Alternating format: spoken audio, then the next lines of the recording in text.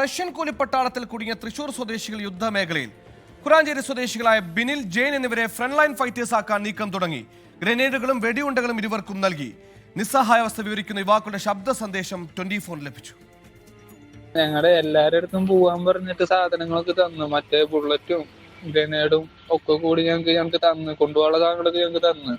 പക്ഷെ ഇപ്പൊ പോണത് മറ്റേ ഗൺഷൂട്ട് നടക്കുന്ന സ്ഥലത്തേക്കാണ് പോണത്. അവിടേക്ക് കേറി ചെല്ലാൻ പറ്റാത്തൊരവസ്ഥയായിട്ട് നിൽക്കണം. അമ്മാതിരി പൊട്ടല് പൊട്ടിയിട്ടിരിക്കുന്നത്. അവിടെ ഉണ്ടായിരുന്ന ആൾക്കാര് മൊത്തം ഒരുവിധം കഴിഞ്ഞു. അവിടെ ആൾക്കാരില്ല. അങ്ങനെയുള്ള സ്ഥലത്തേക്കാണ് പോണത്. ജെയിനിന്റെയും ബിനിന്റെയും മോചനത്തിന്റെ അനിവാര്യത വെളിവാക്കുന്ന ശബ്ദരേഖയാണ് പുറത്തു വന്നത്.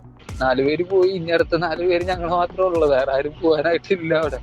അപ്പൊ ഞങ്ങളും കയറി പോവാൻ ഞങ്ങളുടെ കാര്യങ്ങളായിട്ടിരിക്കുന്നത്. പോയി കഴിഞ്ഞാൽ തിരിച്ചു വരുന്ന കാര്യം ഉറപ്പൊന്നുമില്ലാന്ന്. കാരണം അവിടെ ഉണ്ടാവുന്നവര് മൊത്തം തീർന്നു. എന്നിട്ടാണ് നമ്മൾ തന്നെ വിളിച്ചിട്ട് പോണത്.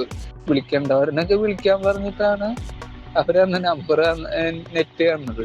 കൂടുതൽ സൈനിക വിന്യാസത്തോടെ യുദ്ധം ശക്തമാക്കുകയാണ് റഷ്യ.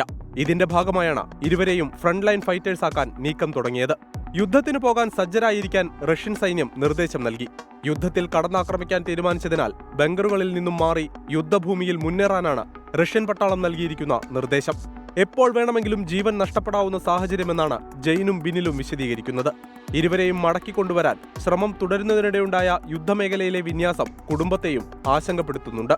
24 തൃശൂർ.